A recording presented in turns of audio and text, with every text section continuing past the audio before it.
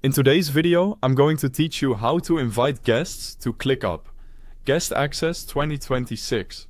By the end, you'll know exactly how to add external collaborators, like clients, contractors, or vendors, without giving them full access to your workspace. First, open your browser and go to clickup.com.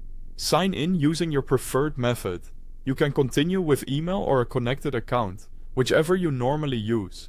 After logging in, make sure you're in the correct workspace if you belong to more than one.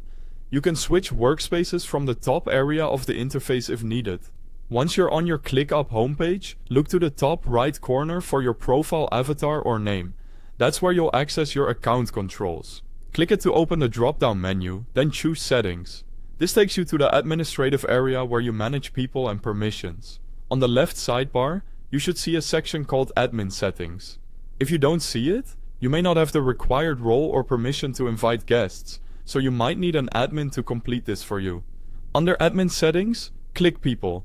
This view shows everyone in your workspace and is where you'll send new invitations. In the People view, look to the top right and click Invite People. A panel or modal will open for sending invitations. Enter the email address of the person you want to invite. Next, look for the option labeled Invite As and set it to Guest.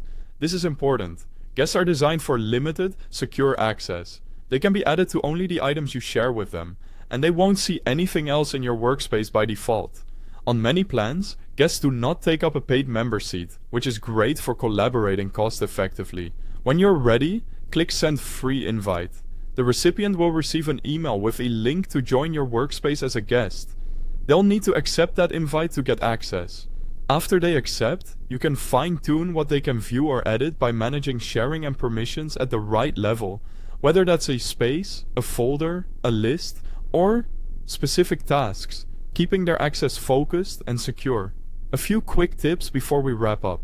If your invitee doesn't see the email, ask them to check spam or promotions folders, and to whitelist ClickUp's sender domain.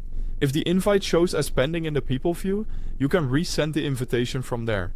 And if you ever need to limit or remove access, you can return to the people area to adjust or revoke it. That's it. You've successfully invited a guest to ClickUp and set them up for a clean, secure collaboration experience.